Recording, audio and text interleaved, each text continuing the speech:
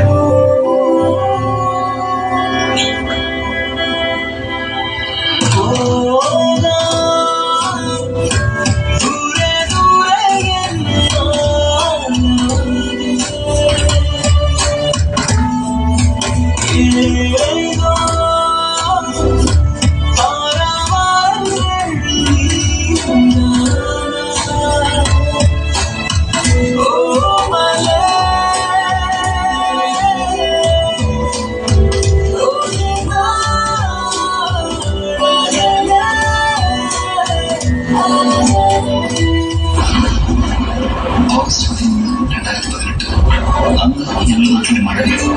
മഴയില്ലേ, എല്ലാവർക്കും ഇഷ്ടമല്ലേ, സന്തോഷം ഒറ്റത്തേക്കാണ്.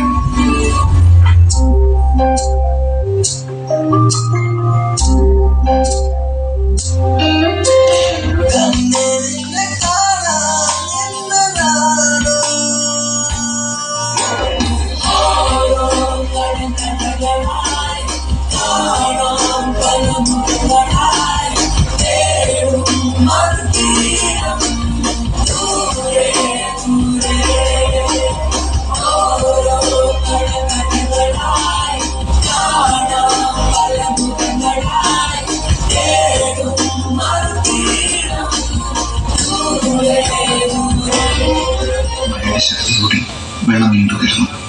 ഞങ്ങൾ ചുറ്റും നോക്കി രക്ഷിക്കാൻ ആരെയും കണ്ടില്ല. ഇനി ആരും വരില്ലെന്ന് ഉറപ്പിച്ച് സ്വയം തോൽവി സമ്മതിച്ച് കൈകൾ ചേർത്ത് പിടിച്ച് കണ്ണുകളിലേക്ക് ഞങ്ങൾ മരണത്തെ കാത്തു.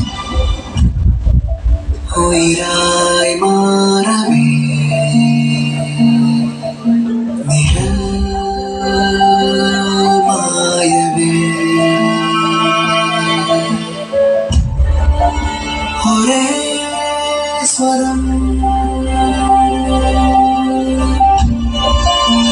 ഒരേ മുഖം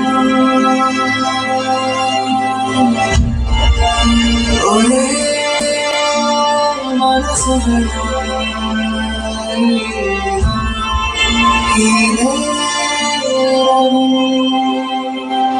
പിന്നെ അവിടെ കേട്ട ശബ്ദം ഞങ്ങൾ ആരും ഒരിക്കലും മറക്കില്ല.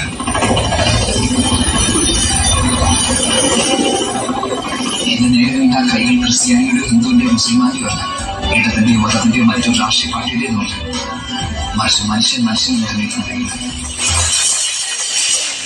ചലനം ചലനം ജീവിതമഖിലം ധീരവായി തെളിവായി മാറും വചനം.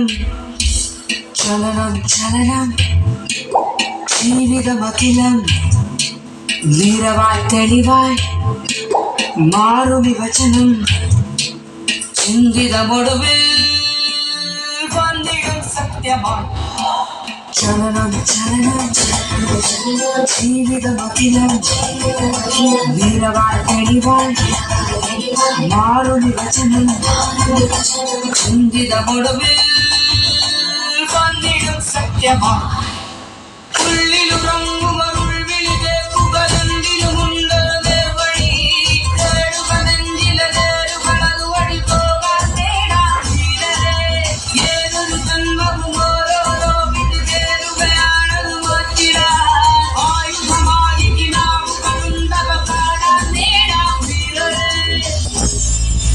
നന്ദി പറയാൻ ഇനിയുണ്ട്.